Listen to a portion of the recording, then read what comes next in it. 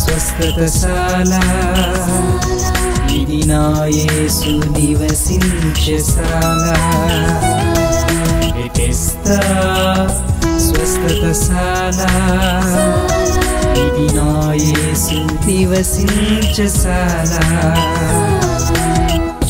ఆదరణ లేక అల్లాడిపోయే నెమ్మది లేక నలిగిపోయే వారికి ఆదరణశాల.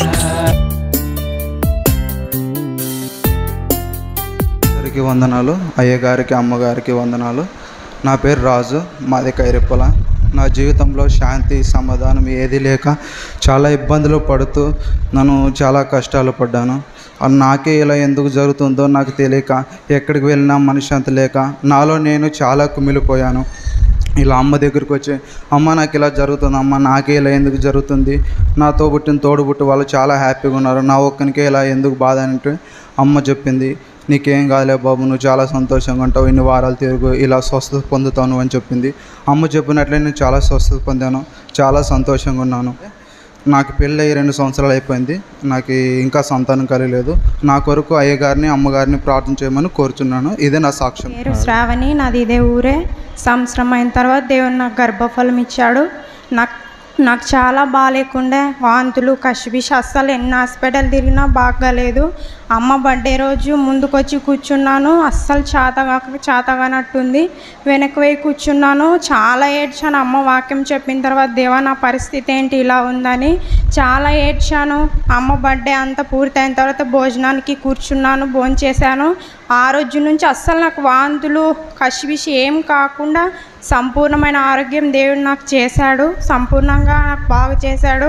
ఇక్కడ ఆశ్చర్యకార్యం జరిగిందని నేను నమ్మి సాక్ష్యం చెప్పాలనుకున్నాను. ఇదే నా సాక్ష్యం. దేవునికి మహిమ కలుగును గాక. అమ్మగారికి వందనాలు. నా పేరు ప్రవళిక. నా సాక్ష్యం ఏమనగా థైరాయిడ్ రిపోర్ట్స్ నార్మల్ వస్తే సాక్ష్యం చెప్తాను అనుకున్నాను. దేవుని కృప వలన రిపోర్ట్స్ నార్మల్ వచ్చినాయి. ప్రార్థించిన అమ్మగారికి అయ్యారికి వందనాలు. ఇక్కడ వచ్చిన వారందరికీ వందనాలు. అమ్మగారికి అయ్యగారికి నా ఒక వందనాలు. నాది గుడికెళ్ళు. నా పేరు శాంతమ్మ. నా సాక్ష్యం ఏమంటే నన్ను చాలా బాధపడుతుంటే మంగళవారం అమ్మ దగ్గరకు వచ్చాను. నేను సాక్ష్యం చెప్పలేదు. నా బాధతో వచ్చాను.